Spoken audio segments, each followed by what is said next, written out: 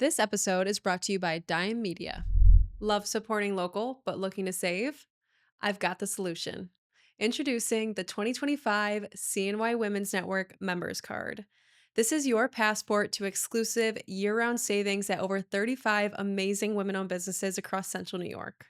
Whether you're grabbing coffee, booking a spa day, or shopping a local boutique, using your members card means more than just discounts.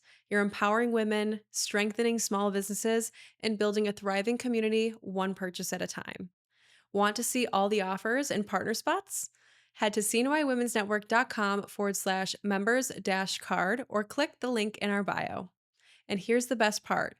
Join the collective by CNY Women's Network and you'll get your members card free with your annual membership. More details at cnywomensnetwork.com/membership.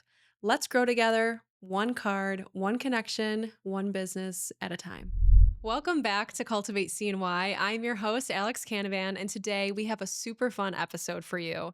I'm being joined by Jeff Knauss and Jake Tanner. They're the co-founders of Arcovo AI, which is a company transforming the way businesses work with AI-powered digital employees. Jeff is a serial entrepreneur, AI strategist, and angel investor with a proven track record of building and scaling companies into 7- and 8-figure successes. He previously co-founded Digital Hyve, one of the fastest growing agencies in the country, and led its successful exit while ensuring all employees became owners through an ESOP. Today, Jeff invests across industries, serves on multiple boards, and brings his expertise in growth and innovation to Arcovo. Jake Tanner is a seasoned entrepreneur and operator who has started and scaled multiple companies by focusing on smart operations, practical innovation, and strong teams. At Arcovo, he combines that experience with the power of AI automation, helping clients cut costs, accelerate growth, and empower their people. He's known for his superpower of turning chaos into clarity. Jake excels at uniting teams, tools, and visions into one effective strategy. In this episode, we dive into Jeff and Jake's journey as founders, their vision for Arcovo AI, and how they see artificial intelligence reshaping the future of work. So, without further ado, let's get into it.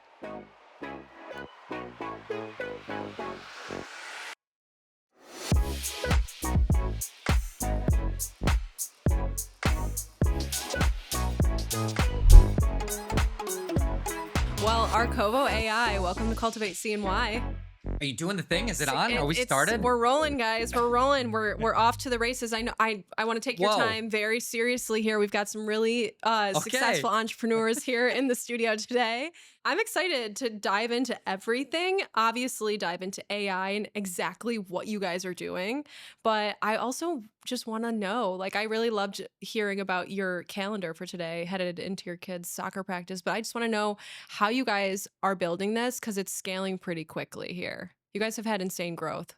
Yeah, it's been pretty wild so far. Jake and I were business partners at another company called Digital Hyve. We started that in 2014, bootstrap, just him and I in a 200 square foot office in downtown Syracuse, and it was terrifying. My first business, Jake. What's the job that you've had prior to starting Digital Hyve? What's the one thing you've done? I had one career, which was a summer in Dunkin' Donuts That's it. That's all he's ever done. That's fantastic. How old were you before guys college. when you started Digital Hyve? That's a funny story. So I was at the time 28, and I worked about 8 years in broadcast television. So I had like a TV career. I was working in TV for 8 years, and then I meet this dude at the Tech Garden, Syracuse Tech Garden. He's talking and talking about digital marketing and stuff. That's what I wanted to get into. So afterwards, I approach him. I'm like, "Hey, man, that was a great talk." Kind of. He's not a great orator. The content, the knowledge this dude dropped was like mind blowing, but his delivery was just different at the time. No, it was awful. Plain awful. I don't want to say it, bad. but I loved him from day one. And so I went up to him and like, I want to learn from you. And then fast forward some time and I'm like, hey bro, it'd be cool if we were like younger and could have started a business together. And he's like, he called me the next day. He's like, we're still pretty young, right? And I'm like, well, you may think that, but I'm 28. I have a kid. He was 3 months old at the time. My wife was staying at home with the kids. So I was the only income coming into the house. But I thought this guy, because he has a beard and he's taller than me. And he was like, so I was like, oh yeah, he's at least 30 something years old. So I thought, and how old are you when we started? I was like 22 or 23. He was like, in college still.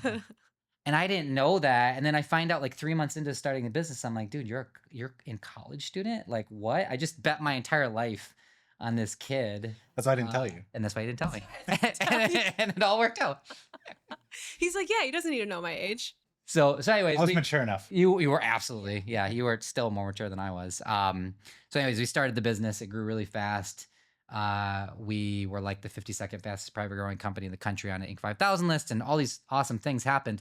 And Arcovo AI is growing 7 times faster than Digital Hyve did. I mean, we are growing at a rate that is hard to imagine. But also, I believe that AI is the opportunity that comes maybe once in a lifetime. Yeah. It is changing everything. And so it makes sense that, there's all this growth because people need to understand this in order to, I think, stay alive over the next 5 to 10 years. Absolutely, especially businesses. 100%. And when I found out you guys were starting this company, I was like, of course.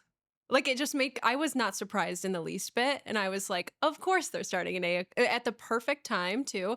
But you said that the growth here has been 7 times as much as Digital Hive. Is that overwhelming? Are you like, how's it been? What is that like? I don't know if it's been overwhelming for me. I think it's just been, it has been a lot, but I would say at the same time, like I think the reason why it's not overwhelming is because we've been kind of through that with Digital Hive.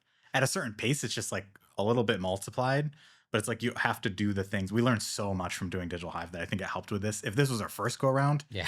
and we were growing Oh, 7 man. times as You fast guys as would Digital probably be Hive, swallowed up I would by be the like, beast or 100%. something. what the hell's happening? Yeah. Yeah. Well, I mean, as someone who's always been entrepreneurial and hopes to one day have a venture that has that much growth behind it, what is it like and how do you navigate that, especially as like a first time founder? I mean, with Digital Hive at least. I mean, going back to Digital Hive, for me, it feels like, to Jake's point, that we had I don't know that I or Jake can tell you anything that will help you get through hyperscale the way that, because you have to go through it. You have to experience the challenges of your key employee leaving on the day before the big pitch. You have to go through these really challenging things, that because otherwise you won't realize the grit and the determination and the persistence you have to have.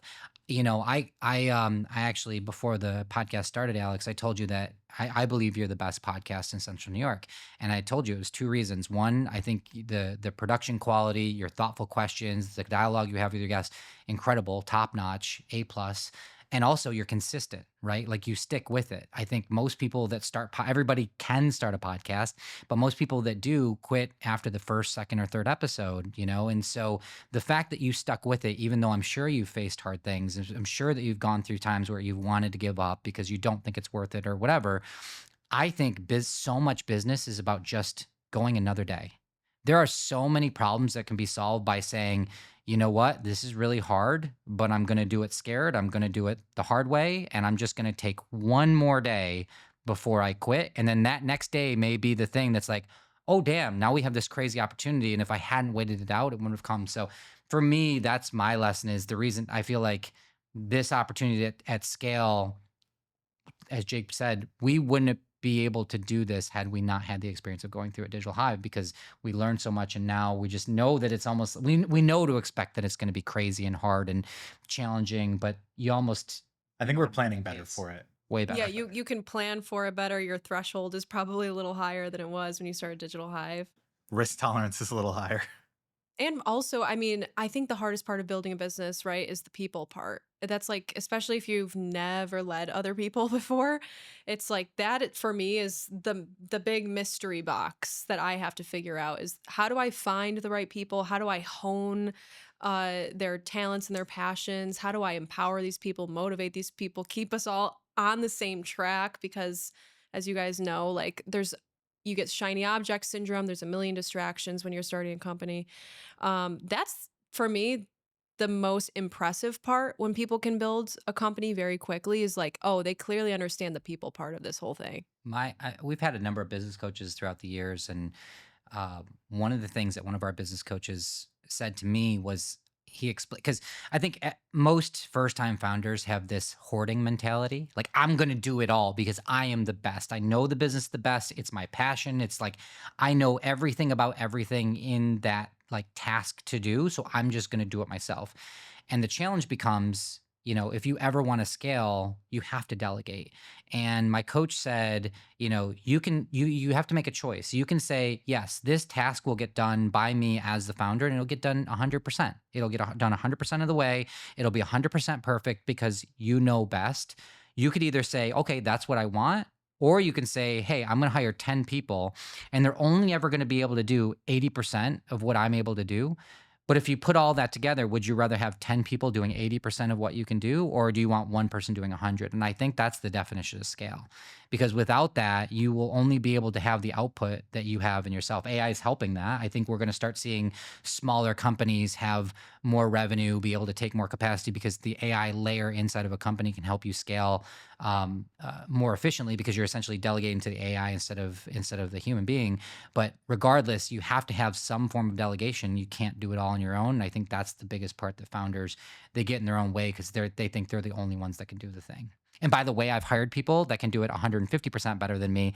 I didn't know it at the time, but once you give them the scope of what you want, show them the way, there's a lot of people that have surprised me over my career that can do things that I thought I do the best and blow me out of the water. And that's a hopeful message, especially for any founder that's like just getting started and feels, maybe even for the founder that feels like they haven't found the right people yet. Because I think, it's one thing to delegate, right? But it's another thing to train and guide and mentor, and also to, vet people and attract talent. You guys are up to how many employees now at Arcovo? By mid-September, we'll have 15. And you guys, when did you officially launch the business? Started taking clients in February. February, we started taking clients. Yeah. Yeah, we cooked the idea up in December. December. It was like, I don't know. it was fast. It was quick. So that ideation to launch phase, what did that two-month frame look like for you guys? Gosh, it was like a 5-week frame, I think 6-week time frame of, it was a super blitz to get to the finish line, like launching a website, Yep. getting So all our work sprint. information in a row. Like I can't even remember. It was so fast, all the things we had to do before we launched. I think the interesting thing is when you're in a mode, when you're on a mission to do something and you're trying to go quickly, you just figure it out. And I think that's another problem a lot of founders have, or want to be founders. They get in their own way by saying like the how of everything. They try to figure out how exactly am I doing. When you get in the mode of like, how am I going to execute on? How am I going to build a website in 3 weeks? How am I going to launch social media pages? How am I going to do? When you start to think about that, it feels very overwhelming. You're like, I probably shouldn't do this because there's too much work ahead. But if you focus on the why and the what, like if you focus on the piece that gets you motivated, you just end up figuring it out. That's why we can't remember it, because it's not perfect. Like our website, like we're already redoing our website right now. We're redoing our brand right now. Because when we launch, we're like, we just have to have something, because the opportunity to capture, and to become experts in AI is going to be a blink, right? Like there's a finite amount of time to capture the market, to do a really good job to help businesses in the moment that we're in with AI, because it's evolving every day. And so we both had this incredible urgency behind us to be like, we have to move fast or we're going to miss it. And so I think that's why like it's hard probably for us to articulate very well what we did in those few months, because we were just like, let's just get something going, because we know from experience something is better than nothing. Yeah, and as the creator of this something, you're the only one that knows it's not perfect. For everybody on the outside, they don't see the imperfections. They don't know that you don't love the logo yet, but success loves speed. And I will say that that's probably one of the only things I've always kind of gotten right, is like that I've just gotten started. So what is Arcovo AI? How do you guys help people? So Arcovo AI, we build, when you say you have an AI company, it's like saying you have an internet company. It doesn't really mean anything, right? Like it can mean a million things. It can mean nothing. And a lot of people that we know that have AI companies, it kind of means nothing because they're still trying to figure out product market fit and all those things. Where we've been really fortunate, that I think we leaned into pretty heavily from day one, was we recognize that, I would say small to medium sized businesses, they know AI is important, but they don't quite know how it fits inside their business because it is ever changing. It's growing every day. It's changing every day. And so what we do is we build AI powered digital employees. We're seeing it already happening where you have your human team and you have your digital team. And I think in the next few years, this is going to be the most common thing where you have your human team doing really human things, right? Like final decisioning, creative work that only building relationships with other human beings. Like there's some things that are uniquely human that AI can't even touch. But we found that 85 to 90% of the administrative work that people are currently doing, we can train compute to do it. So we build AI powered digital employees that fit within your workflows, that act just like human beings, that get your, data entry, your data analysis, your report making, project management, accounts receivable, building invoices, customer experience, like all of these things that we do as humans that involve some type of data and creation of something. With the advances in AI, we've been able to build these AI powered employees that essentially they don't replace humans, they augment them so that humans can do the most high value work inside of companies. Heavy on the high value work because I think a lot of us are just frustrated of doing the repetitive. And I'm sure there's so many business owners listening to this episode that's like, I use AI all the time now. I have ChatGPT write my emails for me. But that might be the only way that they're using AI. There's so many other ways that they could be leveraging this technology to speed up processes or maybe even remove processes in their businesses. What are some of the things, maybe the aha moments you've seen with your own clients that have made you realize that we are just scratching the surface here with AI and what we can do for people? Yeah, I've seen it both ways. It's kind of funny because some people will come to us and be like, I can do everything," and then other people that come to us and they say like, "Oh, I use ChatGPT just to like write my emails," and then we show them kind of some of the automations or the things that can happen, and they're like, "Holy cow, this is insane! What I didn't know I could do even half these things that it's doing." So a good example might be, um, there's a client that we have that needed to build strategy decks for their own clients that they have. And what happens is they fill out this strategy form on their website. So it's this big, long form that they fill out, like an intake form for a client. It's filled out. And then everything happens automatically in the back end from that point, where it used to be a human that would go in, extract all the form fill information, and then go to open, Google or PowerPoint, Google Slides, PowerPoint, put in all the information, find images on the internet, put them in there. They'd make a 30-page slide deck, like I'm building strategy for a client.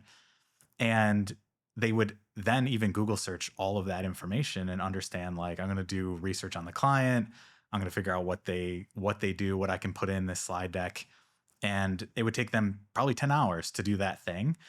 And what we helped them do was automatically take the intake form. AI understands who the client is, does deep research on them across the internet by itself because it knows what to do, takes all that data and information based on how we trained it, and actually builds the Google slide deck for them along with images, along with the strategy based off all their knowledge and information. Probably 5 minutes later, a 30-page strategy deck pops out with all the strategy information. And they're like, this is insane. Like, that was, I think, a light bulb moment for them too, where they're like, holy cow, we thought we were going to have to like upgrade our systems and change out of all of our current software. And we did it all inside of their current systems and current software, which was a big plus for them. So they're like, we thought we were going to have to spend, crazy money to upgrade everything we were doing. And we're like, no, you can do it with what you have today. We can just build that for you in the back end. Yeah, and I think that's incredible because when I think at first glance, if someone is maybe checking out Arcovo and your services, they're probably like, "Oh my gosh, I need to be like this size business and have this much money to invest in a service like this." And you just think it's going to be this huge overhaul, like the biggest investment you'll probably make of the year or whatever for your business. But hearing that, it's like not only were we saving you time and headaches, but we can also just make your business run more efficiently. And it's not going to require a complete overhaul of technology or systems. As Jake said, the crazy thing is the adoption curve for AI is crazy. So I've been doing 1 to 2 keynotes about AI every week recently. And I'll ask the audience, like, raise your hand if you're using some form of large language model, ChatGPT, Claude, Gemini, whatever. And about 55% of the audience will raise their hand, meaning 45% of the people aren't even using ChatGPT or any of these types of large language models. Obviously, that will change with more adoption. But at the end of the day, to your point, a lot of people will be like, "Oh, I love AI. I'm using ChatGPT all the time in my business." And then what typically will happen is we'll go through a discovery call with them. We'll kind of share, some things like what Jake said. I give you some more examples. Like I share what it can do, and they're like, "Oh my gosh, it could do this, it could do this, it could do this, it could do this." And once their brain starts working, that's the light bulb moment for me. And it's almost every call where they want to do 40 implementations. They're like, "We need to get this person out of, they spend hours doing bookkeeping, and this person, we can't figure out how to get, all this knowledge that lives in this person's brain out of their knowledge." And I look at it and it's like they have a 100-page, 100,000 row Excel sheet that has all these crazy VLOOKUPs and all this code. And it's crazy. And they run their entire business off these things. And we're like, oh, but AI could just create database for you, or we could create a database and it could create a dashboard and you can get all these insights. And it just happens with the push of a button. And so it really, when we work with clients, it is truly a mind. Like we even get done with some of our builds. We're like, I can't believe that our team just built that. That's insane. Like that's like people are literally, it's revolutionizing their business, and they're able to save. We have a client, it's a blockchain investigation company, and they have 5 people working in case management. So if you have, let's say, Bitcoin in a crypto wallet or something, some bad actors come, they steal your crypto. They'll follow it around, try to catch the bad guys and recover your funds. They'll work with all the 3-letter agencies, FBI, CIA, and they have to create all these reports for their customers for these 3-letter agencies. They have to do all this skip tracing and follow all this information. They had 5 people working 250 hours a week on this process. We came in, created a lightweight CRM for them, and then we built AI into their processes. Instead of 5 people, 250 hours a week, they have one person working 20 hours a week. And the reports are better than they've ever been before. And it's completely automated and eventually they want to get that one person out. So it's completely automated. So now this process went from 5 very high paid people to a half of a person working 20 hours a week on this process, and the reports are better because it's all automated, the templates are right. And so now all those 4 people is probably $500,000 in salary. Now those people are reallocated to more high value work that actually is going to make a bigger impact on the business. So that's the kind of outputs we're seeing, and it is game changing. And it's crazy because a lot of what they told us was those people were just copy and pasting. Like no one Yes. wants to copy and paste Yeah, all day long for it's 20 hours. like the integrity of the work is kind of compromised when people are sitting behind a desk doing redundant tasks and you're not fully leveraging their skills and Correct. Yeah. expertise. Have you guys gotten any pushback though? Yeah, I mean, for sure. And without question, it's a conversation that is important to be having. Like we don't shy away from it because it's real. Today, AI doesn't replace human beings, not fully, right? Like I mentioned before, uh, you know, humans are uniquely good at many things. The AI simply in today's world and probably for the foreseeable future, it can't totally replicate, it can't totally replace. um, Humans still have a distinct advantage over AI. AI still makes mistakes, it still hallucinates, it still does things that, that's why we have to create so many guardrails around when we build these solutions to make sure they're actually going to perform the tasks that we want to test. And that's the challenge right now is how to build these AI systems. That's why we're lucky we do it every day. But I believe that, over time, will it start to, change the way we think about work? Will it lead to a world that we work 4-day work weeks, then 3-day work weeks, because all of a sudden a lot of the value creation is being done by AI? That promise is certainly out there, but I think, just based on what we see every day and how bad like ChatGPT 5 launched, and it was very disappointing. Like it was not There's the a lot of hype, mess ups. a lot of mess ups. It was not the hype that Sam Altman claimed there was going to be. And so, I think that there's a lot of hype in AI and its ability today. I think that there's parts of AI that can be overhyped, and I think that AI macro is underhyped. I don't think anyone's ready for the actual massive difference it'll make in our lives in the next decade. But I think in the next 3 years, there's a lot of opportunity to be gained, but it's not gonna. I don't believe there's gonna be this mass shift in how we do what we do with humans. I think actually the IBM CEO just came out and said they're actually hiring more people because there's now more profit to spend on hiring people in uniquely human positions. So I don't know if that's going to be the case. I doubt that's going to be the case for everyone, but I do believe that, at least in the immediate future, AI is simply a tool that can help humans do better work. Absolutely. And it's not necessarily I'm going to have less opportunities. You actually will have more time and freedom if 100%. you get on the bandwagon, understand how to use this tool, and make yourself a valuable asset to whoever you come into contact with. If there's a business owner listening that hasn't even tried ChatGPT yet, has not delved into AI, where should they start? Fuck it, start. I love that question because it's just like open the browser, go to ChatGPT. This blows my mind because when I do these keynotes and all these people raise their hand, my only goal at that point is to convert those 45% of people into users.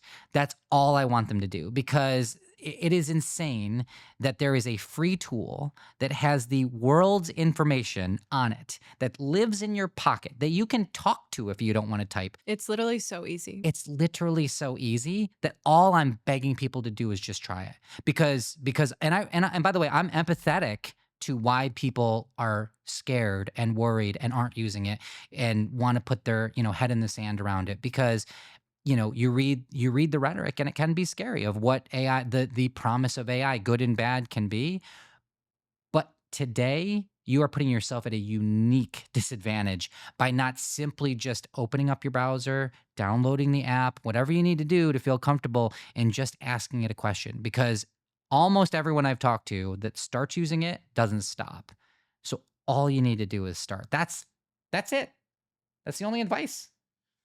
Yeah, there's not much that I also on the flip side worry about people that aren't going to use it or have their head in the sand like Jeff said, because I do think they're going to be left behind at some point. I think the train's gone. Like there's no stopping this. Yeah. It's not. So I think some people are being a little naive on the fact like I'm going to boycott using it or not going to do this thing. Like it's way past that threshold already.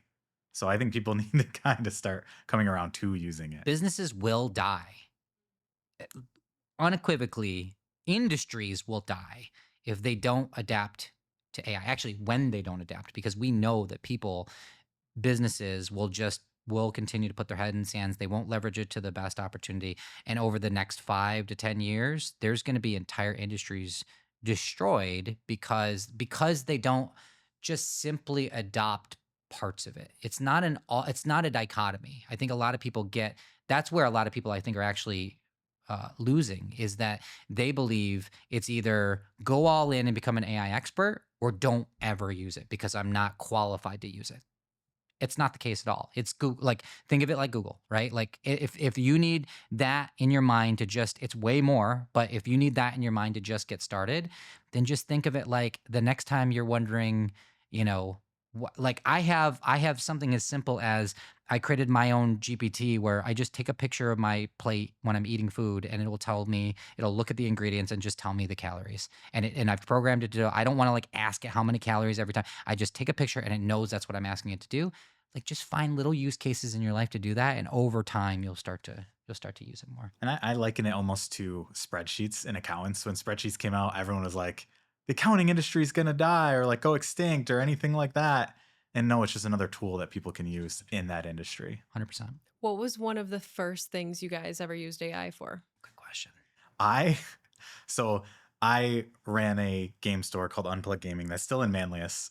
Eventually sold it, but what I did was when I sold it, we had tons of products that I took home with me and put in my basement. So I literally went down in my basement the other day because I wanted to figure out. Well, the other day, this was like a few years ago when I did that, and I wanted to find out like what the cost was or the value was of all those products. And I was like, man, it's gonna take me forever. Like write all this down or put in a spreadsheet.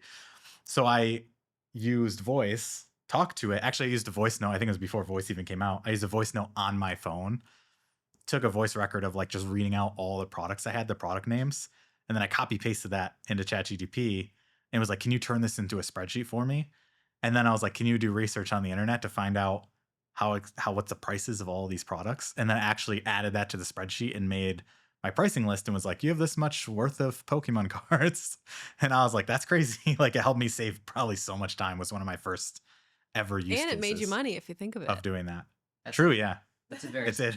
That's so on brand for Jake that he would use it for like a really good practical. I was probably like, hey, like who's this actor that was in this stupid? Like I didn't know. Like when ChatGPT launched in November of 22, I was using it like every other person. Like how do you use this thing? It was just probably basic. Yeah, I feel like my brain sometimes goes to like You definitely next skip level of the ahead. Yeah, thing. yeah, for sure. Yeah, I started CNY Women's Network in the like spring summer of 2023. Oh, okay. So I am so thankful that it came out right before I started building this business because I tell this to people all the time. Like, I could not have had not nearly as much of the success or growth that we've had if it weren't for ChatGPT. But that's all I'm using. And I've heard of other tools and things that I haven't even touched on, like Superhuman AI. Yeah. Do you guys like that? We're Claude fanboys. Claude? Okay. When I actually was a ChatGPT fanboy, I was like, nothing's ever gonna get me to switch. I love it. It was first to market. It knew so much about me. And then Jake, being the technical product wizard that he is, was like, yeah, that's fine, but that's stupid. And I was like, okay. And I fought him on it forever. And then eventually I had some conversation with chat that ended up being like really crazy hallucinations. And it just was like, and you only need to have one experience like that would be like, I'm not sure. Like you lose trust in these things pretty quickly. At least I did anyway. And then so I was like, all right, I'll give Claude a try because we have an enterprise account with Claude that we use for the whole Arcovo team. And when I started using that, I'm, oh, it's so much better. It's from a business perspective. I still use ChatGPT for certain things. That's what we're finding is every model is good at different things. So like Google VO2 is really great at like image generation, and Okay. there's just a lot of different tools that are specifically good at specific things. Claude for me is incredible at like thought partnership around business stuff. Like I would never use ChatGPT, Gemini, Grok, anything like that for business partnership. But then there's other models that are good at other stuff. And I've kind of taken into account too the um, safety side of Yeah. things and compliance side of things, where Anthropic and Claude are much more.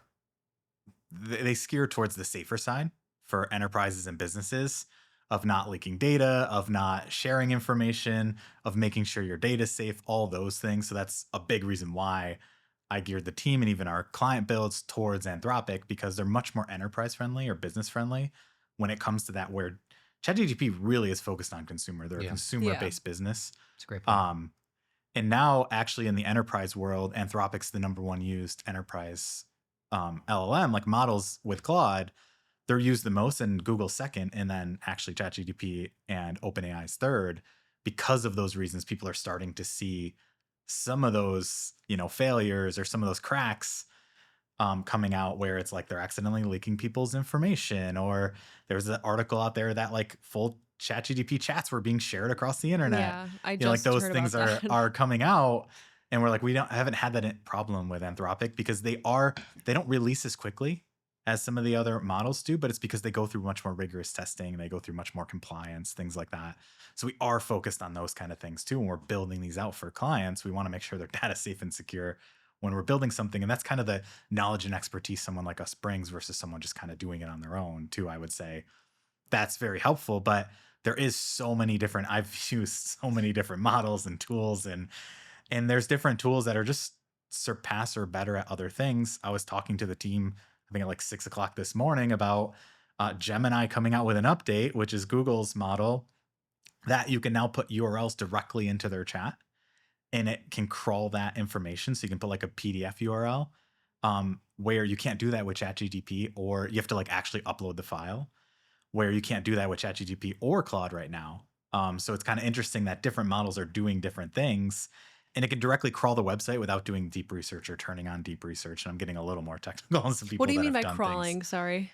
What Yeah, is so crawling just means that it can read the text information on Okay. that page, And on that so website will it page. spit back just like a summary at you? You can ask it to do anything you want. So like you could actually say you have 5 web pages, say they're pricing pages. This is a really good example. Pricing pages on a website, you're trying to compare 5 different softwares with different pricing and information. You can give it Gemini the links now to those 5 pages and say, can you compare and make an analysis of these 5 pages for me and tell me which one's better? Can you make a chart? Can you compare them all? And it can do that. It can read all the data and then compare all those for you just by pasting the URLs in there.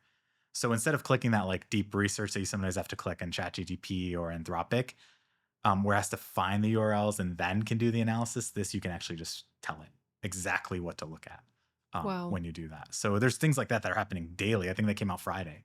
So that we have to like keep up with Yeah, I all was these gonna different say changes it's and things probably that are happening all who the stays time. on top of all that stuff? Is it Jake? That's You me. could probably Yeah. hear it in the way we talk. Jake is by far and away. I mean, when my wife laughs because she's like, if I had, I would put so much money on you guys never doing a business like because Digital Hive was so hard, right? Like we scaled it over 7 years and we faced so many. We've COVID like. During COVID, we had a month where we dropped 70% in revenue month over month. Like, and we sustained our entire team. We didn't lay anybody off. It was just like there was such hard things we went through. And so I thought like I love Jake, but I was like, I just don't know that I want to go through something like that again. But when I thought about this AI business and we were having lunch and I could also never think of doing anything like this with anybody else. He is the smartest person I've ever met, A, and B, I've never met anyone that can learn something as quickly. Like he can just take a tool and like do a demo with somebody and then he almost knows it better than the engineer that built the tool. Like that's how weird he is. And I just am so lucky. I've been very, very fortunate to work alongside of him for so long and take credit for everything that he does because that's what I get to do. He's a really incredible dude. I need someone like Jeff because I can't talk to people. So. Well, you guys, like after selling Digital Hive, you both went off and had your own ventures, did your own things, still entrepreneurs, and then you came back to each other.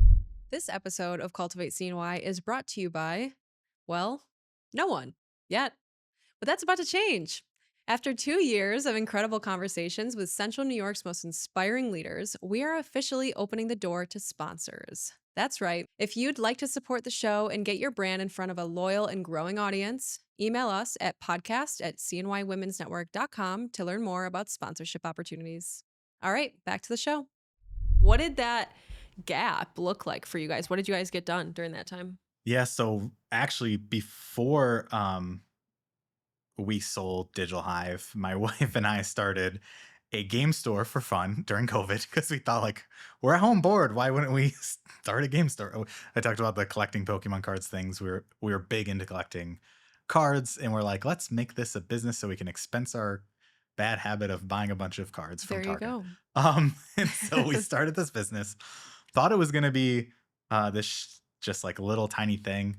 When we launched the business, it was Halloween, and I think we actually sold out that night. We launched at like 9 o'clock on Halloween and sold everything. It was like $10,000 worth of products. And she's like, you don't have to ship all this, right? After that happened, she's like, we're the only ones here.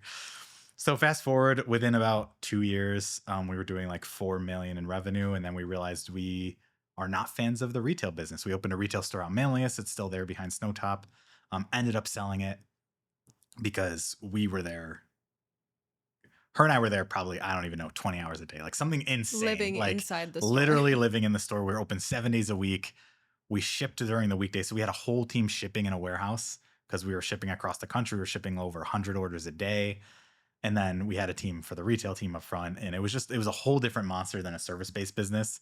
And we were like, this is not really what we signed up for or started with. I just can't slow down. I have that weird compulsive thing. She was not an entrepreneur at heart. So we were like, this is not working for us.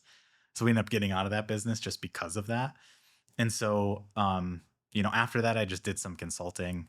And then that's when him and I hooked up. After I started doing consulting, we started chatting again about this possibility. Yeah. Yeah. And Jeff did a million more things. I than did that. so much and it was so crazy. In 4 years, so we sold in 2021. And honestly, my goal, I was gonna retire. Like I grew up in a very rural, small area in upstate New York in the Finger Lakes. My parents didn't have any money and they hated their jobs.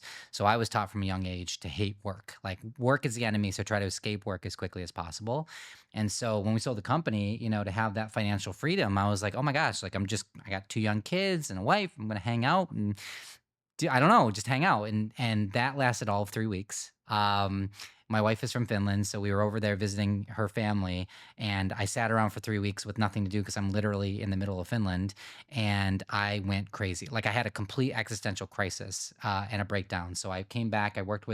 We have the same business coach. Her name's Maxine. She's based out of Australia, and I talked to Maxine, who's like part business coach, part therapist, which I I definitely think I needed at need that one of moment. Oh, those. and I will say, That's I side was amazing. the other day, I was like, I think I need a therapist. And I was like, no, I think I need like a business coach and a therapist in one. I'm going to introduce you to literally that Someone person. that understands Dr. Melissa Carmen that. is going to be here after this, and she said she wants to meet you, so I'm going to make that introduction. And she is that person. Like, she's incredible. But sidebar, I would say that, like, out of everything I've ever invested in my life, business coach has the highest ROI out of everything I've ever done. So I think business coaching is incredibly helpful. So I went back to my business coach and I was like, hey, I don't know what's happening. My brain is melting. I can't sit around for too long. And so we started thinking about, she helped me do an exercise around, like, okay, what were the things that you loved about Digital Hive? And I kind of listed them out. And she said, okay, cool. What are the things you hated about Digital Hive? And I listed that out. She's like, cool. And say, all right, well, how do you build a business on the things that you love and avoid the things you didn't like? I'm like, oh shit, that's genius, right? And so going through that exercise, I probably swung the pendulum too far the other way. I co-founded a sushi restaurant out in Skaneateles called Hidden Fish. Co-founded a diner in Skaneateles called Clover's, which is where I live in Skaneateles. I started a company called a mastermind group called Profound Mastermind Group, which was one of the best experiences of my life. We transitioned that to a nonprofit last year when we started to do Arcovo, because I really needed to focus on this, but brought 100 people together, some of the best and brightest business, folks, and but also the best human beings in the world, just coming together, doing really awesome stuff, flying down to Miami, flying down to New York, doing really incredible events up here, and just building really beautiful relationships together, and talking about business, because business ownership is really lonely, right? And so that was hugely beneficial. That someday I hope to create a create another thing maybe out of that. But that's for way in the future, because this is all I'm thinking about now. So I started Profound. I started restaurants. I started a family foundation focused on generational poverty. I was adopted at 3 months old and from South Korea, from a very bad situation. My birth parents were 16 years old, not married. When you're not married in Korea back in the 80s, like, you basically didn't have a future. So I was very fortunate that they gave me up for adoption. I was very fortunate that while we didn't have a lot of money, I had two loving parents from, upstate New York that adopted me. And so I feel very fortunate about that. And I feel that, it's so unfair that people are born into these awful situations by no choice of their own, and are just have such a far back starting line from the rest of the world. And I just got lucky that I was adopted. And so that's our family's mission, is to change generational poverty for as many people as possible throughout our lifetime. I started an education company called Open. I joined the board of directors of a publicly listed financial company, Community Financial Systems Inc., which is a $16 billion assets under management bank, a insurance company, wealth management company, and a benefits business. So that's been really interesting, learning how to be a public board of director. I was just at the NASDAQ a few weeks ago and met a bunch of other really great other public board of directors. And like, that's been another, like, understanding the governance of really, really large companies, when my life has mostly been in startups, has been really interesting. And that That must be super insightful to it like be in that different realm of business for those publicly traded companies. And it's probably good knowledge for you guys to know. It definitely is. It's one of those things that I never really been exposed that much to any publicly listed traded company before this, and the amount of, incredible insights that I learned from really, really smart leaders is amazing. And also, honestly, like, things that don't go so well when you're a really big company, right? Like bureaucracy and trying to get something done. Whereas a startup, you're, the little boat swimming around the Titanic. And so there's pros and cons to everything. And yeah, to your point, I love having my foot in kind of both camps and always learning. I think that's the thing that drives most entrepreneurs, is just, I was talking to a friend of mine this morning, and shared with him that I have entrepreneurial ADD. Every 7 years in my brain, I'm always get like this tick of, like, I have to be challenging myself. And so I think, Digital Hive, we started that in 2014, sold in 2021. I think with the AI business is a little different, because I think AI is such a tremendously ground shifting opportunity that Jake and I both also, at least for me, I'll speak for myself. I learned that, after we sold Digital Hive, I was like, well, what am I going to do now? Jake and I both kind of said, like, if we enjoy building this company, like, why not just keep growing it to the end, to the farthest ends of the earth? And that goal is definitely happening very quickly. So it's been a lot of fun so far. Well, AI is one of those, like you said, the train is taken off, it's not going anywhere. And this is your legacy moment, I think. Yeah. Whereas like a marketing agency 100%. has been done a million times, and this is coming from someone who's trying to build one. Like, I know what I'm doing is non-essential, but it's fun, it's creative, it's filling my cup for right now, but I also know that this isn't gonna be the only thing I build in my life, and it's definitely a stepping stone, and I have definitely learned a ton about business, about other businesses. I'm sure you can relate to, with Digital Hive, but now with Arcovo. You guys have such a cool position because you guys get to a back seat inside of all these different types of businesses too. So I think when you have that lens, like, the possibilities are truly endless, and the whole thing about this entrepreneurship route is that we have the choice to decide whether we want to keep building or not, sell, retire. But what a beautiful thing, what a privilege it is to sit here and talk about something like this, but it's not without hard work, grit, and determination. And I'm curious, Jeff, you listing off all of the things you did in such a short amount of time between Digital Hive and Arcovo. Did you get burnt out? What was that like? And how did you recover if you did? You know, um, after Digital Hive, I can say with confidence that I got burned out during Digital Hive.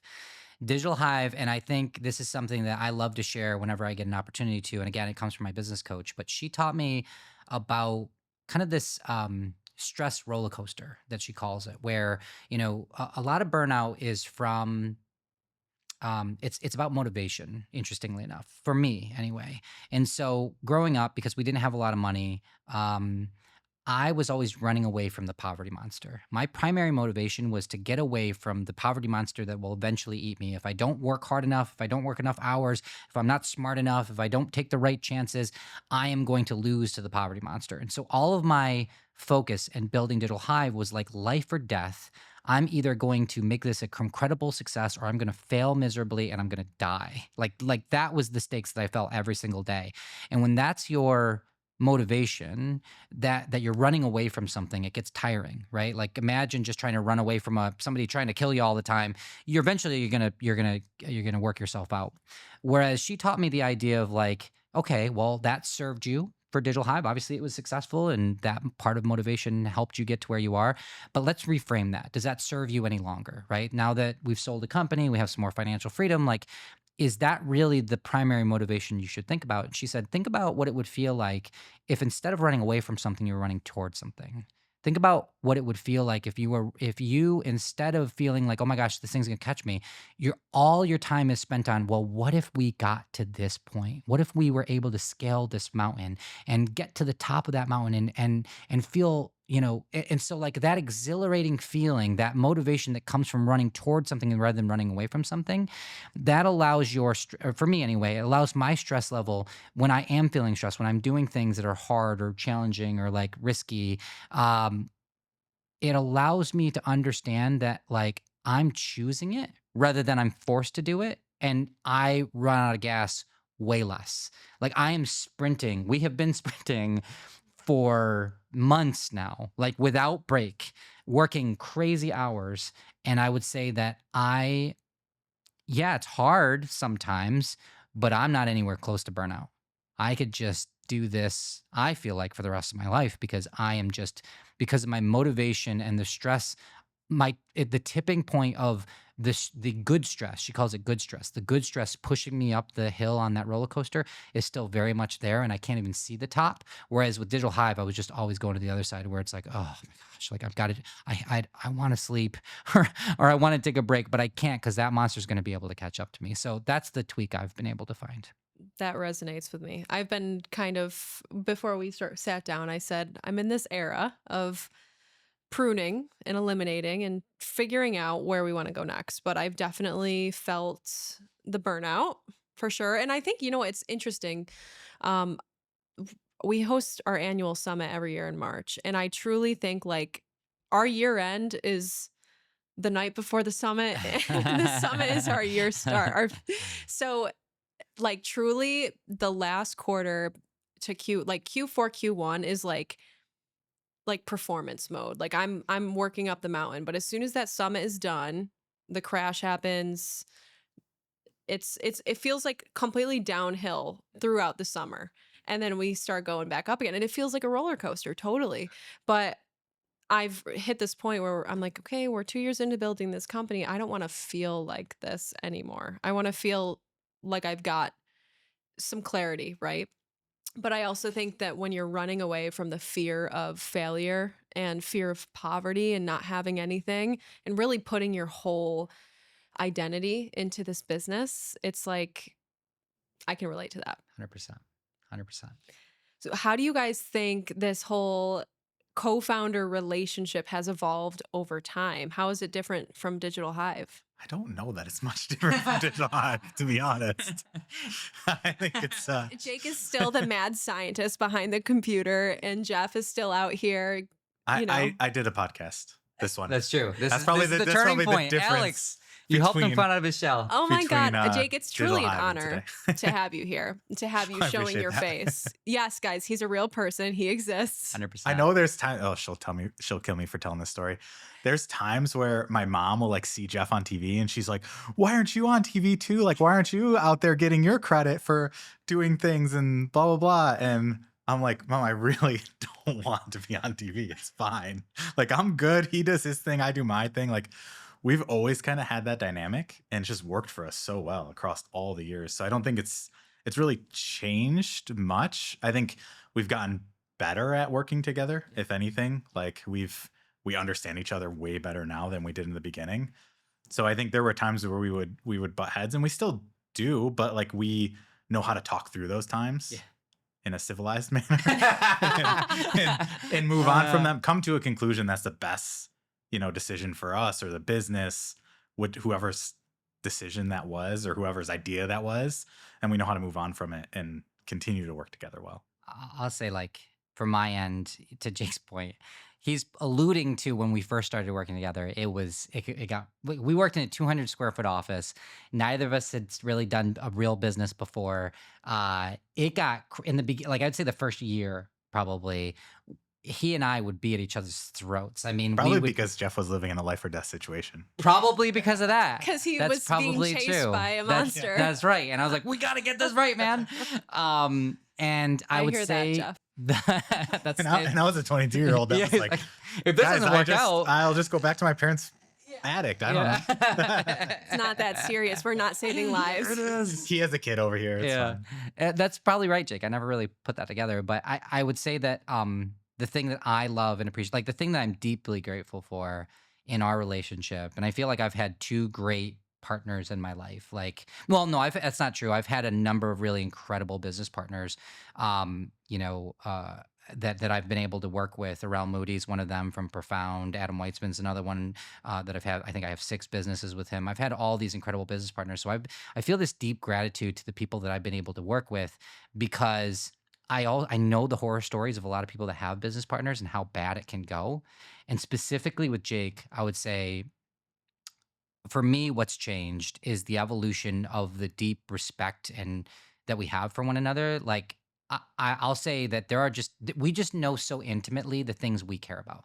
I know when something really matters to Jake, and if it's something that I disagree with, but I'm like, oh man, I got to give this one to Jake. I will 100% back away because I know that it's important to him, and vice versa. Like he knows if it's like a touchy thing for me and I'm like really headstrong about it, he knows when to back up. And then when we both have that moment, to Jake's point, we've figured out a way to communicate that we get to a conclusion that's the best for the company. Not, I think one of the things that works really well for both of us is that neither of us have an ego. Like I can say that pretty confidently that neither of us have to feel like we're the one that won the argument or the one that needs to be the big dog and in front of anyone. Like we both have, I think maybe because of our upbringings in very different ways, but we both have a level of humility that Jake knows he's incredibly strong at certain things and incredibly not good at certain things. I know I'm incredibly strong at things and incredibly not good at certain things. And those vice versa things, we complement each other so well that we have this deep level of trust and respect for one another that is like so profound, so magical that I like this go around with him. I feel so fortunate that I get to do this with him. So You guys get to have these open, honest conversations. You don't have to worry about ego or drama or issues. You can 100%. just Zero drama. be yourselves together, which is honestly what anybody wants in a partnership. Yeah. And as you guys know, building a business is a very intimate thing. I'm sure that there's been plenty of funny experiences that you guys have had together. What advice would you guys give to other business owners that are also in a similar co-founder partnership or business partnership?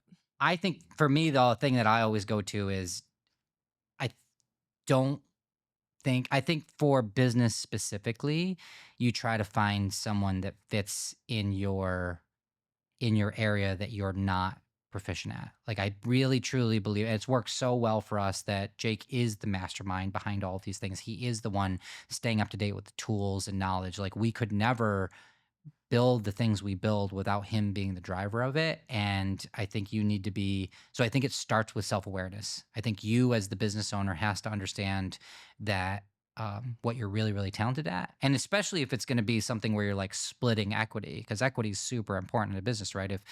If it's going to be your most valuable asset you have, you're giving away half of your most valuable asset.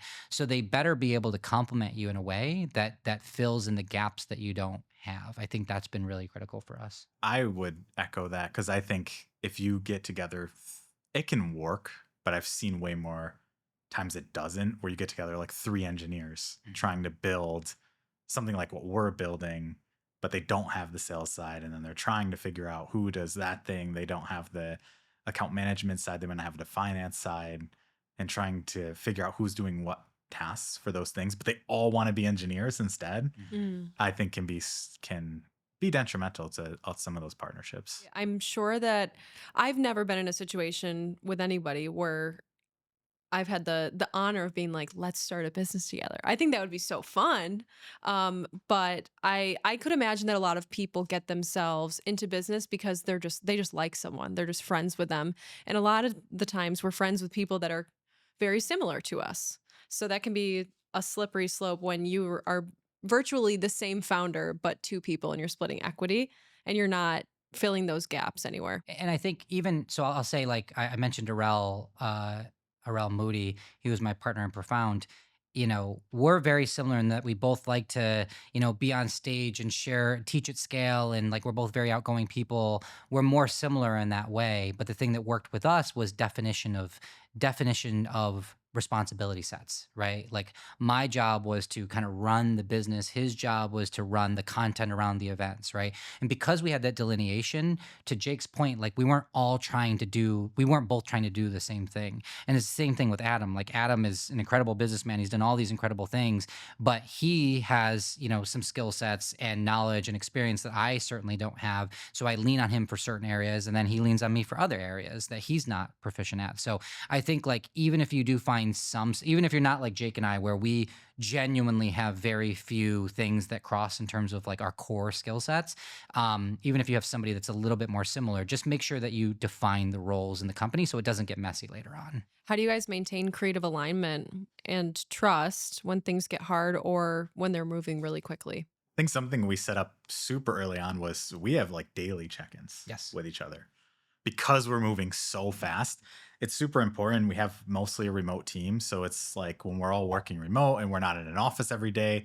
Where at Digital Hive we had that. We were almost just in the hallway passing by talking about whatever thing was happening at the time. So we didn't really need to set those meetings, but we made it early on. We made it very clear like we need to set meetings, even if they're like 15, 20-minute catch up meetings daily, like daily huddles where we would just understand, like talk up through even the smallest things. We made a Slack channel where throughout the day or throughout the week, we'll just throw things in there that we want to talk about. So we remember to talk about them in these meetings to keep pace with how fast we're going I think I, was I one think of the it. unique thing too is that like the business is new, but the industry is new. I mean, Jake and I literally didn't know what to call this kind of business. To your point, Alex, like when we started Digital Hive, we're like, oh, we're a digital marketing agency. When we started this business, we're like, I guess AI automation agency, because we'd seen other people call it that. And then when we started actually building stuff, we're like, that's not at all what we do. And so now we build AI digital, we call ourselves an AI workforce company, but I don't even know if that's a thing. Like I've never really searched for it. So we're pioneering a new technology, a new industry, a new company. And the fortunate aspect that we have is this, to your point, level of trust and connectivity on a daily basis, is what Jake said, that allows us to always be molding because we're not even close to our final form. right? Like I don't know what will be called in 3 years or what kind of industry will come out of all this, but we just know we like being first. Yeah, we have we've probably changed the way we do certain things or the way we even just do things in general like 6 times in 7 months or whatever it's been because everything's so new. We're learning as we go and we're building. Yes, we have lots of experience to build a service based business, which has helped us craft that. And when I say we change lots of things, probably to us they seem like big things, but on the outside it doesn't look like big things. But internally they're like, yeah, we've made all these big changes, and all the team members are like, we made all these big changes, but everything is kind of the externally everything looks the same, like it's almost happening, just like how it should happen.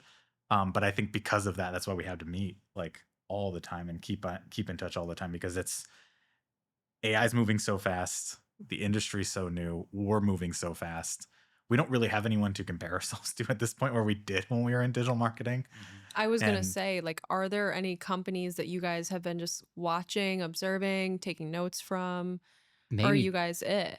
no, like honestly, the way we do it, like there's people that are out there. So what we found is that there's people that serve enterprise businesses. So like the Walmarts and the Amazons and like Nikes of the world. There's all kinds of people, the McKinseys and the Bains and the like the big consultancy companies. There, a lot of their focus is on AI. And so helping companies like enterprise level companies transform their businesses through AI. So that's like a big focus point for like large enterprise, huge companies. But beyond that, even middle market, like we work with a lot of middle market companies that have, 100 to 1,000 employees, let's say, there's like no one serving them at the scale of what we're doing. And then there's a level of people that are one-off people that are a lot of times they're overseas or whatever, and they are maybe some young engineer or there's someone that dabbled in what's called RPA, like robotic process automation, that are trying to figure out how to like turn AI into a company. But I think the unique thing we've done is figured out like because of our experience and how to build a tech-enabled service company, we've we've kind of packaged it in a way that actually delivers a tremendous amount of value for companies like and then found product market fit really quickly. And so that's been, I think, one of our superpowers is, even though there's really no one to model off of, we're kind of taking a little bit of our experience, a little bit of like our business acumen, I guess, and just figuring out even more than sometimes even more than a technology company. I feel like we're a business process optimization company. I was thinking about this the other day, thinking about this interview, and I was like, they're an AI company. They help businesses automate their processes, but I'm sure as businessmen, as experts, you're being asked to do a lot more consulting probably than you originally thought you would be doing. And so you're probably like taking a look at these companies' operations and saying, okay, how can we automate it? But also, how can we improve them? Because 100%. you're doing so many things wrong that we can see, but you might not be able to see. yeah, I would say too from a AI foundation standpoint, data needs to be in a really good place to use AI correctly inside of these automations or building agentic AI. And a lot of people have the data wrong where it's not accessible to the outside AI or the digital employees, as we call them. So if you're all your information lives inside of a Microsoft Word doc or something on your computer and you can't get to it, and we can't get to that information, like so sometimes we do have to help them like transform where their data lives, or we might have to build that for them, or we might have to look at like your process has to change slightly so then you can automate 90% of this thing. So we do definitely do that. We run into that a lot, actually, I would say. You guys like ended up running into all these add-on services that you're probably doing now, the data overhaul, entry, all that stuff. The unique thing is because it's a prerequisite of doing AI right, we're not calling it add-on services. We're just like helping. One of our thesis as I think business builders in general, Digital Hive or otherwise, has been let's put out such an obnoxious amount of value in the service that we give that people have. We're such an obvious choice to work with that why would anybody we literally I think Amazon was the first to pioneer this, but the idea of becoming a company that like it'd be insane to pick anyone else. So when this industry starts to mature and there are other companies doing what we do at scale, we want to be, first of all, I believe that we're going to have such a head start that it's going to be insane.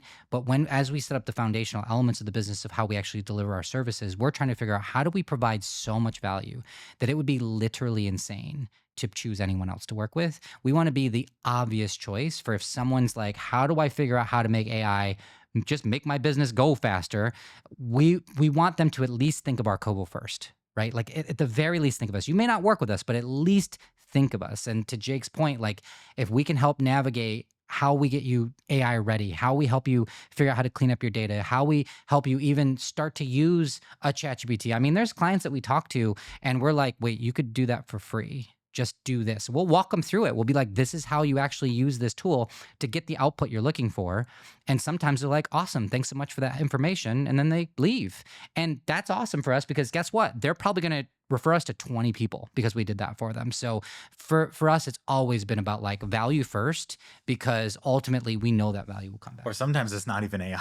It's Yeah, we get in there and they're like, we want AI to change all these things. And we're like, well, you're already using this type of software system or CRM. It can do half the things. Yeah. Like the other half can be AI, but like you can do some of these things without AI. And we'll even tell them that, like to Jeff's point, and say like, you could do this way and solve your problem. So we are, and to your point, we are actually helping them on the consulting side because we're like, well, I don't know if you realize you could actually do this with what you already have. Yeah, that's really it too. It's like so much of this, you can go out and learn this stuff. Like you can go, there's nothing that we do that's super proprietary. There's nothing out there that like, if you don't go watch 100 hours of YouTube videos like Jake does, you could definitely do it. But also if you're running a company and you're not even using your tech stack, well to a point of like some basic automations, it's really difficult. I mean, to be honest, like if I were to put myself in the shoes of running this company without Jake, I'm sure our stuff would be a mess. You know what I mean? And to be honest, some of our stuff is a mess because we're like carpenters. We work on everybody's house before our own, right? And so there are instances where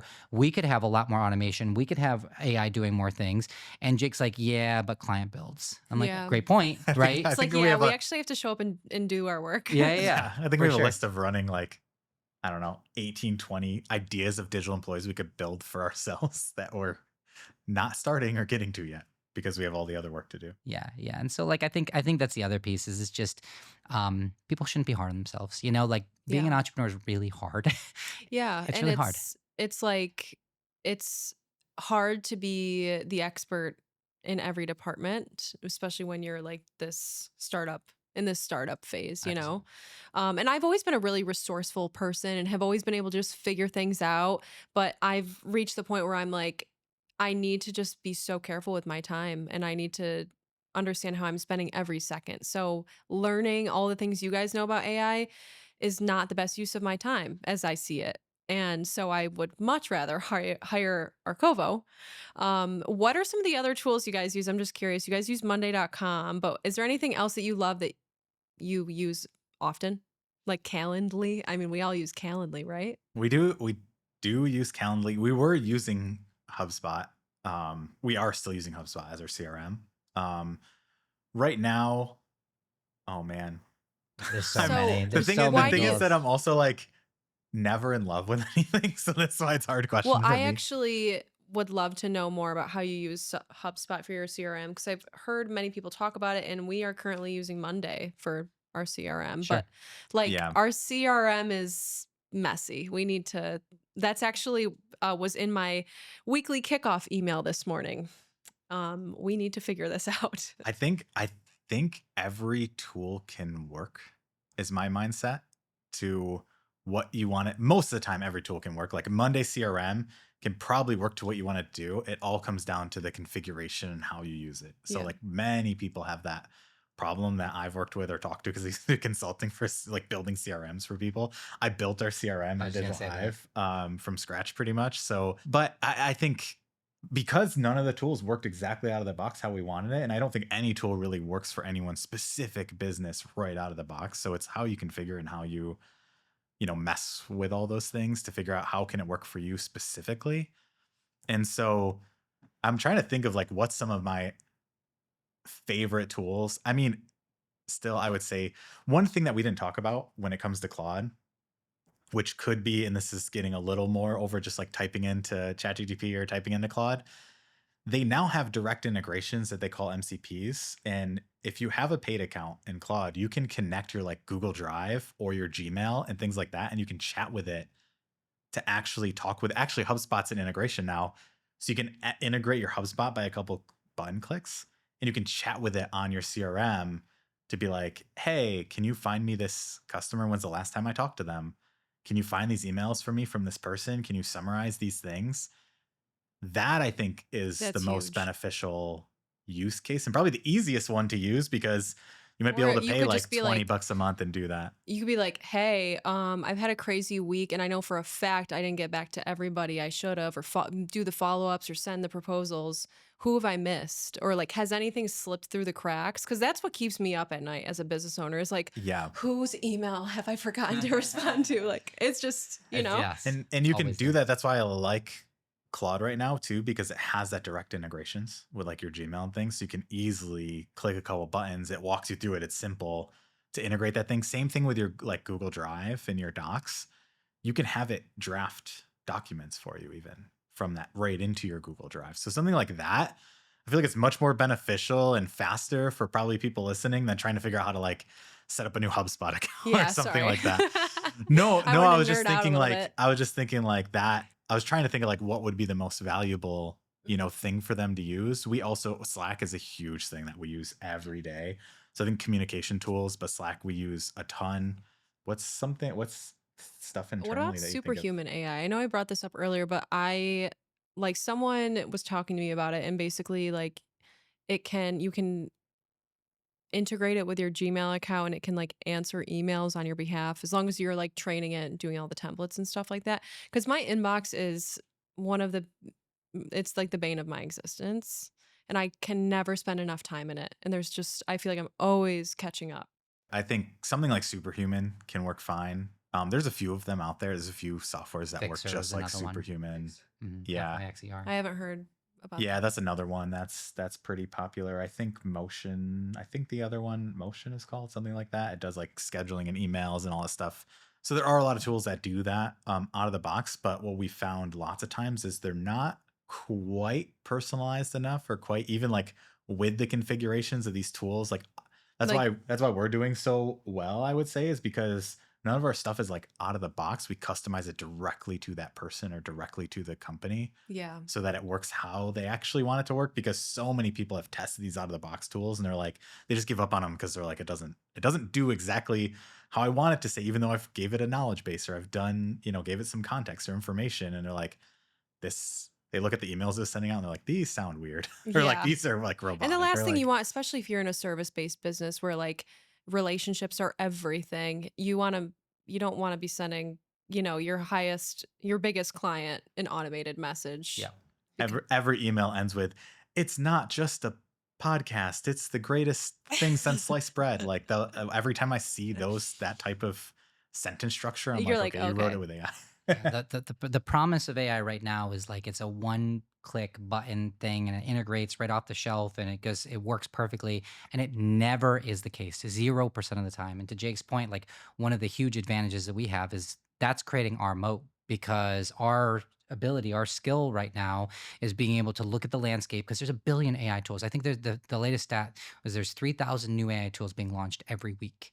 And so it's impossible to stay up with all of these things. And so what we do is we look at the landscape of like, what is your actual problem? What's the opportunity and to fix those problems, to create more automation inside of your workflow, to create more efficiencies, save time, save money, or make money.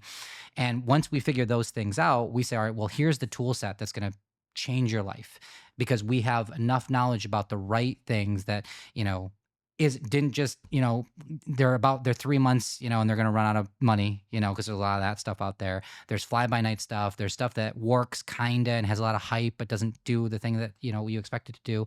We have the ability to actually customize it, like Jake said, into the exact workflow of how you do what you do. And that's the big shift in digital transformation. It used to be that when you wanted to integrate Monday, let's pretend you had a Basecamp or some other project management system before Monday. That was a huge lift, especially if you had a big team, right? If you had, then you got to train everybody how the new thing works and how you got to put to-dos this way. It costs a lot of money to transition things. You got to change the data over. So it's a whole like digital transformation. Now with AI, to Jake's point, Nothing is perfect.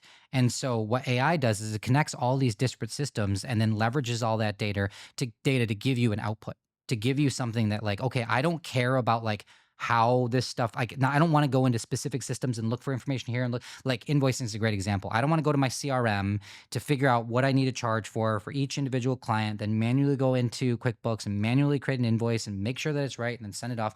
Like AI can take all that information from those systems without having to change the systems you're in and just make the invoice and then send it out to the person. And then if they don't pay within the amount of time you give them to pay, it can follow up because it can be intelligent to do that. So that's where I think that customization is really key because no two companies do things exactly the same. I am so excited for you guys. I mean, you got like, I feel like the timing was perfect. I'm just like, I cannot wait to see what this turns into. And I can't wait to say that I had you guys on my podcast someday when you guys are a publicly traded company. I love it. I know you guys, you had mentioned redoing the website, kind of a rebrand ish. What's going on for the rest of the year? What can we expect to see from Arcovo? Just working. We just have so much work to do. Getting done the work I that we saw were hired Jeff to do. hasn't. No one knows that we're like They know that we're rebranding, but no one knows that like we already got like the new logo and stuff picked out this internally the on our new- team. No, No, this is the old, this is the old so to stuff. that point, like I sent you, but It did look different. it did, but I was assuming that this was going to be posted later. So I got to talk to you later. Like, depending on when you post it, we have to maybe change the logos. Jake brought that up, and I'm like, well, that's a good point. I don't know if I should launch that quite yet. Or maybe we do it That's with the fine. Cultivate podcast. Just launch it. Also, Heck yeah. also, Just let me know when the launch and we'll time the episode up. none of this matters. Like, that's the other funny No thing. one's Like, gonna I think, care. like, the two marketing guys, you would think that, oh man, brand and story and all these things really, and they do. They are very impactful, but I think people get caught up on, and it's similar to content creation. It's never going to be perfect. Just put the thing out. Just do the thing. Just get it out, right? And like, also like the thing that you're doing now, I mean it speaks for itself. Yeah. Like it could be a brown paper bag and people would want to invest in Arcovo simply because you guys are a part of something that's revolutionary. that's hopefully that's right. I mean, it's so far. I don't know if we go as far as a Jake- brown Jake paper didn't- bag. Yeah. The look on Jake's face, he didn't buy that. No, he we I was probably like, need a little bit more than that. A little more possession. Just a little Brown bit paper. though. Maybe it's like some glue with We haven't sprinkles or- posted on social media. I don't know if I should say this on we haven't posted in like a month because we're so busy right It's now. I know it's Like, hurting Jeff. It's deeply it's inside. killing. But you're good at your inside. your LinkedIn profile. You're very good at staying up on Yeah, that. personal social media. I do that because it's Sunday night and I have like deep thoughts and I'm like, oh, I feel like somebody might benefit from like hearing my terrible, awful experience. I with this enjoy your thing. posts. I wanted to chat with you about that because I would like to do. I don't do anything really enough for my personal brand, but we'll get into that. Yeah, I think the biggest thing is for me has been that I recognize that when I was, I don't know if I've ever talked about this, but like I recognized that when I was young, I had a lot of mentors. I had a lot of people I looked up to. And whenever I would ask, because when I was 26, I got my first management job and I was terrible. I was such a bad manager. I didn't know how to manage people. I didn't know how to lead people. I was just really, really terrible. It was my first time doing it. And I looked up to so many of these people that were so good in my eyes. They were so good at what they did. And I would ask them like, did this always come natural to you? Like, did you struggle in the beginning when you were young? Because some of the other people had gotten management jobs, at a young age. And they'd be like, yeah, I never really worried about it. I didn't worry about their opinion. And it crushed me inside because all I cared about was everyone else's opinion. All I cared about was like, how hard it was. And every day I'd go home and I'd be like, oh my gosh, I'm just failing at everything. And I felt this pit inside of me that everyone else is so successful. And anyone that's found any success in their life, it just came natural to me. And I'm like, why do I have to work what I feel like 10 times harder? But as I progressed in my career, I'm like, oh, that was bullshit. They were just trying to flex. They were just trying to perceive. Everyone struggles. And so the reason that I share a lot of those very vulnerable posts that I kind of make myself look like, or I just share the things that make me feel kind of embarrassed. They're not always the easiest things to post, but I recognize that someone, regardless of, I guess, where they're at in their career, might see that and be like, oh, Jeff also feels this way. It's okay for me to feel this way because I just wish more people did that for me coming up. Like I wish that more people would just have been more vulnerable with me and said, "Yeah, it does suck. You'll get through it, but it does suck." I feel like culture in general has shifted since I was younger, but that's primarily why I do it. Is when I feel like a pit in my stomach about not being enough or some lesson that I've learned, I share it because I hope that someone else will see it and be like, "Oh, I'm going through the same thing, and I guess it's okay because someone else is feeling that way." I think like I definitely have thoughts and desires to, impact and like spread goodness. It's just I think it's hard for me to get my thoughts out. And I think also it's just hard. I think as business owners, like we're constantly in this wearing the hat of being the strong one and the stable one. And it's just so hard to like honestly feel my feelings right now. I don't know Sure. if that like relates, but I think it's just where I'm at right now in the business and also maybe just in my career because I think I'm also in a place where I still feel like I have something to prove. Sure. And Jeff, you've done it, right? You've beat the scary monster, you know what I mean? So I think I won't be too hard on myself, beat myself up. Why can't you be more vulnerable? Why can't you put out, you know, impactful content that resonates with people? Like that's not the point of putting out the content as you just explained. You just want to you have these thoughts on your mind, you just want someone to know that they're not alone. Well, let me just say this first and foremost. Like you should be so proud of yourself. Like what you've built in this community with CNY Women's Network, with this podcast, like you've made such a name for yourself. And I have seen so many people fawn over just having the opportunity to talk to you. Like at the age that you're, I don't know how old you are, but like you're a young person that has done so much to be so impactful in this very short period of time that you've been in this community. I've watched you in awe of doing these things. And so I just want you to know that. Like, I want you to really feel that it's what you've already accomplished is incredible. And you have like, I don't know what you're talking about. Like, you're this podcast alone, you're sharing your voice all the time. Like, you get vulnerable. I've watched a lot of these episodes. You've been vulnerable, and that inspires people. So, shut up, I guess. Jeff, don't make me cry on my own show. I'm genuinely very proud of you because I think we need more people like you that are putting themselves out there that show the struggle. I mean, you're talking about it right now, and that you're in this season, that you're trying to trim, that you're trying to figure things out. And some people that I think imposter syndrome is the result of trying to be someone you're not. Like everyone always talks about imposter syndrome and like everyone experiences it, blah, blah. To be very honest with you, I do not experience imposter syndrome very often. Like like probably for the last maybe 5 years of my life, I don't feel like I've really encountered imposter syndrome, primarily because whether I'm at the top of the hill or I'm at the bottom of my mountain, if I'm at the low, because I've been in some low places, even since selling Digital Hive, I've had some really big L's. Like I've taken some really big L's in this time period. And even as that was happening, like I didn't feel like I didn't deserve what I'd gotten in the past or I don't deserve future success because I know deeply in myself that I'm just always me. Like I don't feel like I'm an imposter because by definition, I'm just doing the best that I can. And so I think when you talk about leadership and how important it is to be vulnerable and how hard that is, I think you're right. A lot of people think that leadership is all about being the stoic one on top of a mountain that has every answer, unflappable in the winds of change. Like you're the one that stands up and everybody's like, yeah, look at that person. I have found the exact opposite. I have found that in the hardest times during COVID, I got everyone together every single day. Jake and I had literally daily meetings the moment that we sent everybody home, and we just gave updates. And most of the updates were, I don't know what's going on, and I'm scared and I'm nervous. And I'm going to do Jake and I are going to do everything humanly possible to ensure that you all have jobs. Every other expense does, like, I don't care what it is gone just so that we never have to lay a single person off because I don't know what's happening, but I want to make you feel safe by knowing that Jake and I are going to do everything we possibly can to ensure that you have jobs. Everything else, I don't know, but that's the number one focus we have because we lost a lot of revenue. I don't know what's coming, but and by doing that, it freed me the burden to pretend I had all the answers when I didn't. And so I didn't feel like an imposter. I felt like I'm just being me, telling you like it is. And everyone else could feel comfortable because they're like, he's not trying to just, he's not pretending. I think people have such a nose for pretending, of like trying to be something you're not. When you are your most authentic self, that's when you can really own your leadership. So I think you're doing an awesome job. Thank you. Jake is like, Jake's used to my emotional ramblings. Yeah, I get I worked love That's up it. great, over guys. things. I have little feelings, so He has no feelings. Yeah, No, I'm Jake just doesn't kidding. have any feelings, so he's good. I do. I've shown them more He has. in He the has. He's come in a long the way. You've come a probably long way. because of coaching and Yeah. Well, Jake, I've heard amazing things about you. I actually heard that you're just the most lovely person. So, Yes. that's good. You've heard the right thing. Probably just Jeff talking. guys, thank you so much for your time today. I really appreciate it. Thank you so much. Thanks for having us on the best podcast in the world.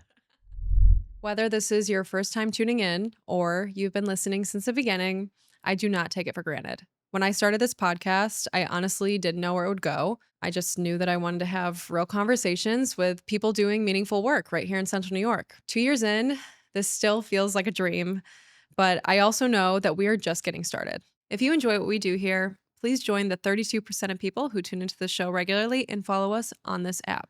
And here's my promise to you. I'll keep showing up with my whole heart. I'll keep inviting guests who inspire me and asking the questions that I know matter most to people like us, people building something right here in CNY. So thank you for being a part of this.